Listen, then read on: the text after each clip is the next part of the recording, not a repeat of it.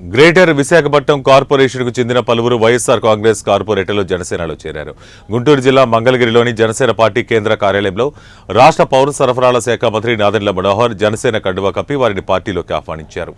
MLC పిడుగు హరిప్రసాద్ అధ్యక్షతన జరిగిన ఈ కార్యక్రమంలో greater Visakha corporation YSR Congress working president cooption సభ్యుడు బెహరా భాస్కర్ రావు, గాజువాక 74వ డివిజన్ కార్పొరేటర్, గాజువాక మాజీ ఎమ్మెల్యే తిప్పల నాగిరెడ్డి కుమారుడు తిప్పల వంశీరెడ్డి, 91, 92 డివిజన్ కార్పొరేటర్లు కుంచే జ్యోత్స్న, బెహారా స్వర్ణలత, శివదేవి జనసేనలో చేరారు. వైఎస్ఆర్ కాంగ్రెస్ యువజన విభాగం నాయకుడు ఆళ్ల శివగణేష్ తన అనుచరులతో కలిసి పార్టీలో చేరారు. విశాఖ దక్షిణ నియోజకవర్గ ఎమ్మెల్యే వంశీకృష్ణ శ్రీనివాస్ యాదవ్ ఆధ్వర్యంలో వీరంతా పార్టీలో చేరారు. ఇదిలా ఉండగా తాజాగా మాజీ మంత్రి అవంతి శ్రీనివాస్ కుమార్తె, జీవీఎంసీ కార్పొరేటర్ లక్ష్మీ ప్రియాంక వైఎస్ఆర్ కాంగ్రెస్ కి రాజీనామా చేస్తూ ఆ పార్టీ అధినేత జగన్మోహన్ రెడ్డికి లేఖ రాశారు.